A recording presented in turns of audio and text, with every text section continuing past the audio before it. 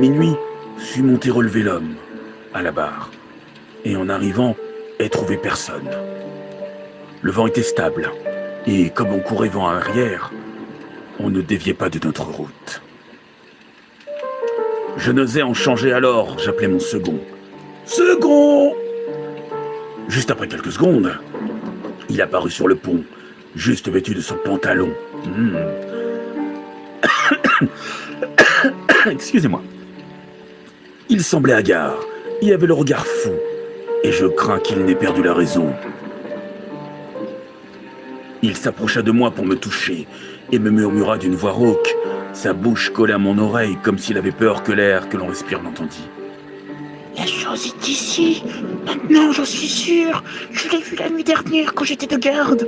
Pareil à un homme, gros et maigre. Ah, Gollum, parle comme la mort. Non, comme la mort elle-même, oui, mais non, pas comme la mort. Si, comme la mort. Il se tenait à l'avant à la proue. Le regard droit fixé devant. Moana signifie famille. Maintenant, les steamboats parcourent à grande vitesse l'Indus. Et heureusement qu'il y a l'Indus. Le train franchit les Ghats, passa à Nassik, et le lendemain, 21 octobre, il s'est lancé à travers un pays relativement plat. Aussi plat qu'un plat. Aussi plat qu'un plat. Formé par le territoire du Khandesh. Khandesh dans le désert. Quand t'es dans le désert, depuis trop longtemps. La campagne, bien cultivée, était semée de bourgades et oliviers. Nous n'avons aucune influence sur ces contrées sauvages, et principalement sur ce territoire du Budelskund.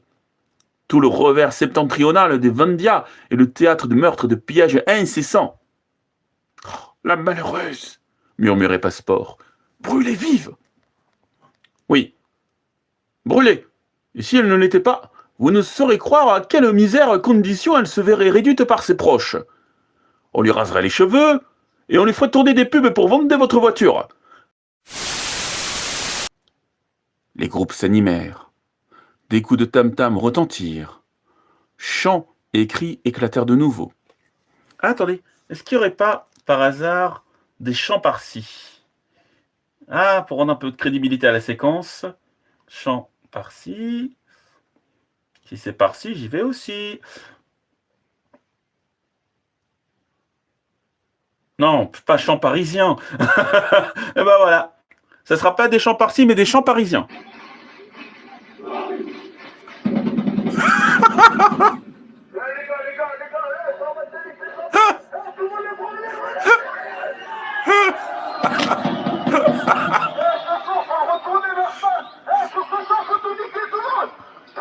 En tout cas, Passepartout ne formait la passe autrement, ça je l'ai dit. Les heures s'écoulèrent, et bientôt, quelques nuances moins sombres annoncèrent l'approche du jour. Cependant, l'obscurité était encore profonde. Les groupes s'animèrent, des coups de tam-tam retentirent, chants et cris éclatèrent de nouveau. L'heure était venue à laquelle l'infortuné allait mourir. En effet, les portes de la pagode s'ouvrirent. Une lumière plus vive s'échappa de l'intérieur. Monsieur Fogg et Sir Francis Cromarty purent apercevoir la victime, vivement éclairée, que deux prêtres traînaient au dehors. Il leur sembla même que, secouant l'engourdissement de l'ivresse par un suprême instinct de conversation, la malheureuse tentait d'échapper à ses bourreaux. Le cœur de Sir Francis Cromarty, « Les Parisiens vont Nikita sur ma canne de bière !» bondit, et par un mouvement convulsif, saisit la main de Phileas Fogg. Il sentit que cette main tenait un couteau ouvert. En ce moment, la foule s'ébranla. S'ébranla, hein, pas ce... La jeune femme était retombée dans cette torpeur provoquée par les fumées du chanvre. Elle passa à travers les fakirs, qui l'escortaient de leurs vociférations religieuses.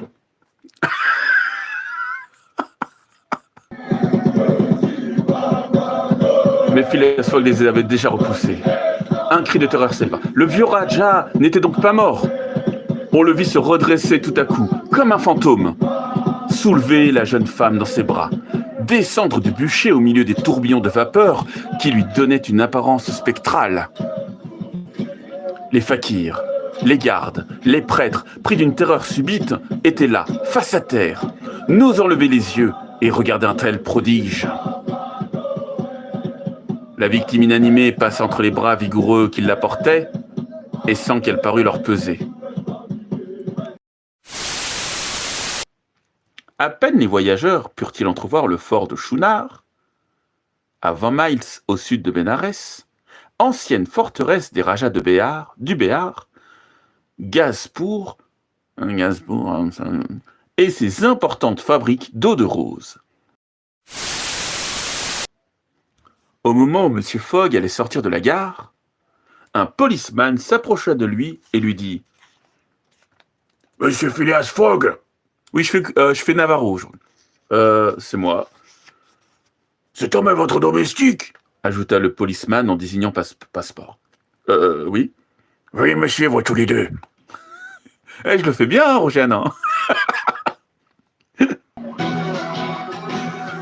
Veuillez me suivre tous les deux. Navarro, j'écoute. Ah, Navarro, j'écoute, bah c'est le vrai, là.